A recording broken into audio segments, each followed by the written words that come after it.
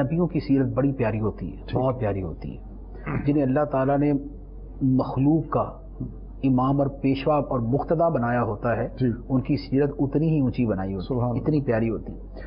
حضرت ابراہیم علیہ السلام کی جو سیرت طیبہ کے واقعات ہیں، اگر ان کو دیکھیں نا تو آپ یقین کریں ایک جملے میں اگر سمونا چاہیں تو وہ یہ بنتی ہے کہ رضائے مولا الہما اولا. سبحان اللہ، بہت خوب. مولا کی رضا، مولا تعالی خدا کی رضا سب سے برتر ہے، سب سے بالا ہے، سب سے پیاری ہے، سب سے اہم ہے، سب سے عظیم ہے. سبحان اللہ. اسی لیے رضائے مولا از ہما اولا، ٹھیک ہے.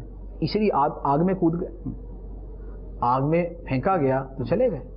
کیوں؟ ادھر تو جان تھی لیکن اس جان جانے کے اندر مولا کی رضا تھی. سبحان اللہ. بیٹے کو ذبح کا حکم دیا، ادھر بیٹا ہے ادھر خدا کی رضا ہے، رضائے مولا از ہما اولا. سبحان اللہ. ادھر بیوی ہے اور چھوٹا سا بچہ ہے اور چٹیل میدان ہے، مکے کی سرزمین ہے، ان کو چھوڑ کے آنا ایک قسم کا ہلاکت پہ پیش کرنا ہے.